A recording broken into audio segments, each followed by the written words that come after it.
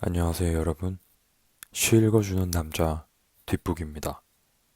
단 한 편의 시라도 당신에게 가닿기를 바랍니다. 이번에 소개해드릴 시집은 여성민 시인의 시집 에로틱한 찰리입니다. 출판사는 문학동네입니다. 타임라인은 댓글을 참고해주세요. 낭독 시작하겠습니다. 불가능한 슬픔. 이것이 너의 슬픔이구나. 이 딱딱한 것이 가끔 너를 안으며 생각한다. 이것은 플라스틱이다. 몸의 안쪽을 열 때마다 딱딱해지는 슬프고 아름다운 플라스틱. 하지만 네가 부엉이라고 말해서 나는 운다. 피와 부엉이, 그런 것은 불가능한 슬픔, 종이와 철사, 인디언보다 부드러운 것. 그런 것을 떠올리면 슬픔은 가능하다. 지금은 따뜻한 저녁밥을 생각한다. 손으로 밥그릇을 만져보는 일은 부엉이를 더듬는 일, 불가능한 감각, 상처에 빨간 머큐로 크롬을 바르고 너를 안으면 철사와 부엉이가 태어난다. 철사로 너를 사랑할 수 있다. 종이에서 흰 것을 뽑아내는 투석, 그러나 너를 안으며 생각한다. 이것은 플라스틱이다. 다른 몸을 만질 때 슬픔이 가능해지는 불가능한 플라스틱. 뱀과 핀셋. 간절해서 간지럽습니다. 이리 와요. 침대에 누워요. 당신은 아직 뱀이 아닙니다. 양말입니까? 식칼입니다. 핀셋으로 누군가의 눈알을 집어본 적이 있습니다. 타일 하나가 떨어지며 깨지면 나비가 됩니다. 그런 이치로 사마귀처럼 핀셋이 뜁니다. 핀셋처럼 계단이 쩍 벌어집니다. 이런 곤충 채집입니까? 핀셋이 놓친 붕대입니다. 흠뻑 피를 먹고 기어갑니다. 신물이 날 때까지 통통해지며 뱀처럼. 이리 와요. 내려와서 침대에 누워요. 당신은 아직 뱀입니다. 하지만 누울 수가 없습니다. 간지럽습니다. 이 토사물을 좀 봐요. 허물처럼 끝없이 밀려나오는. 한번 끌어오른 적 있는 세계니까요. 결국 세계입니까? 고작 죽었습니다. 간절하게 포기하는 세계입니다. 찢은 복도. 우리는 너무 가깝고 손목을 구부린다. 손목을 구부리면 복도가 생기지. 복도에서 복도로 이어지는 손목들. 불을 켜면 팔꿈치에서 손목까지 불이 들어온다. 모퉁이를 돌면 멀리서 어두운 손목. 나는 영원히 복도의 끝에 다다를 수 없다. 손의 뒤에 손목을 숨길 줄 아는 당신을 사랑해요. 알아요. 교묘함으로 나는 아름다워요. 네가 없는 방으로 네 아내가 나를 이끈다.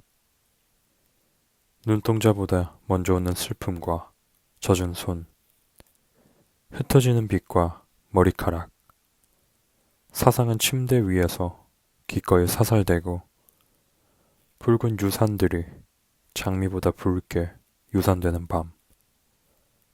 피가 흐르기 전에 빛은 몸 안에서 핏줄이었다. 처음부터 열고 나온 상처를 닦고 두 손으로 몸의 다른 곳을 찢어 내가 네 아내를 받아들일 때 네 아내의 몸이 필라멘트처럼 빛난다. 발목을 구부리면 저쪽이 환한 복도. 불을 하나 켜면 손목이 사라진다. 또 불을 하나 켜면 발목이 사라지지. 필라멘트처럼 빛나는 틈이 툭툭 벌어지는 복도에서 복도의 한 곳을 찢어 복도로 벌어지는 복도에서 이제 불을 모두 켜면 무엇이 사라질까? 알아요. 손은 영원히 손목에 다다를 수 없어요. 에로틱한 찰리. 찰리가 에로틱해도 되는 걸까? 문장은 이어지지 않는다. 플룻을 부는 여자의 입술처럼 플롯은 은밀하다. 나는 찰리에 대해 생각한다. 창문에서는 붉은 제라늄이 막 시들고 있다. 찰리는 어떻게 됐을까? 찰리에 대해 생각하기 전까지 나는 찰리를 몰랐다. 그런데 찰리를 생각했고 찰리가 걱정스러웠다. 찰리를 생각하기 전에 찰리와 지금의 찰리 사이에 무엇이 지나갔을까? 카페의 테라스에서 여자가 플룻을 꺼낸다. 나는 찰리를 생각한 내가 찰리이고 누구인지 몰랐던 찰리는 찰리 A이며 지금의 찰리는 찰리 B라고 구별한다. 문제는 찰리에 대해 생각하자 찰리가 떠났다는 것이다. 어느 순간 찰리 A에 대해 생각했고 그러자 찰리 A는 찰리 B가 되었고 찰리는 빌리에 대해 생각하고 있었다. 찰리에서 빌리로 옮겨가는 것은 순간적인 일이다. 붉은 입술이 플룻에 닿는 순간 찰리는 찰리 B가 떠난 것이라고 느꼈다. 그러자 찰리 A가 누구였는지 생각나지 않았고 나도 찰리일 리가 없다는 생각이 들었다. 그리고 빌리가 왔다. 세계를 잠시 해체하는 것 같은 느낌이 찰리와 빌리 사이로 지나갔다. 나는 그것을 에로틱한 각성이라고 적어둔다. 여자가 플룻을 가방에 도로 넣는다. 플롯은 숨어있다. 접은 곳. 그늘을 보면 누군가 한번 접었다는 생각이 든다. 길에서 누군가를 만나거나 잃어버린 삶이 이쪽에 와닿을 때 빛과 어둠 사이, 오늘과 내일 사이 수긍할 수 없는 것을 수긍해야 하는 날 접을 곳이 많았다. 접은 곳을 문지르면 모서리가 빛났다. 창문과 절벽은 무엇이 더 깊은가? 어떤 대답은 갑자기 사라졌다. 모서리가 사라지듯 그런 날은 거리의 전단지가 수북했다. 수도자의 발자국처럼 바람에 떠밀리며 가는 죽은 자들의 창문이거나 한 장의 절벽. 버릴 수 없는 고통의 한쪽을 가장 잘 접은 곳에서 귀는 생긴다. 이해할 수 없는 시간을 몇 번 접으면 꽃이 되듯 종이처럼 눌린 분노를 접고 접으면 아름다운 거리가 된다. 어떤 창문은 1000년 동안 절벽을 누른 것이다. 창을 깨면 새들이 쏟아진다. 죽은 새를 접으면 고딕의 지붕.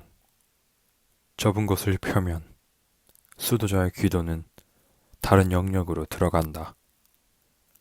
아침에 일어나면 거리는 깨끗했다. 기도하기 위해 손을 모으면 지붕의 모서리가 보였다. 지붕에 지붕을 업으면 죽은 새에 손을 찢다. 자꾸 죽은 새. 저무는 집. 지붕의 새가 휘바람을 불고 집이 저무네. 저무는 집에는 풍철을 기다리는 바람이 있고 집의 새 면을 기다리는 한 면이 있고 저물기를 기다리는 시간이 있어서 저무는 것들이 저무네. 저물기를 기다리는 시간엔 저물기를 기다리는 말이 있고, 저물기를 기다리지 않는 말이 있고, 저무는 것이 있고, 저물지 못하는 것이 있어서 저물지 못하네. 저물기를 기다리는 말이 저무는 집에 관하여 적네. 적는 사이 집이 저무네.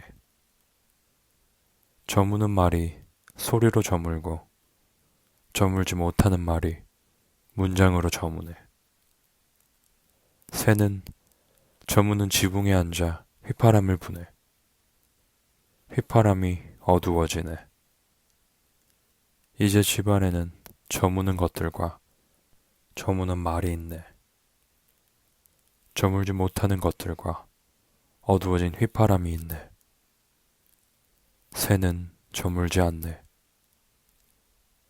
새는 저무는 것이 저물도록 휘파람을 불고 저무는 것과 저물지 않는 것 사이로 날아가네.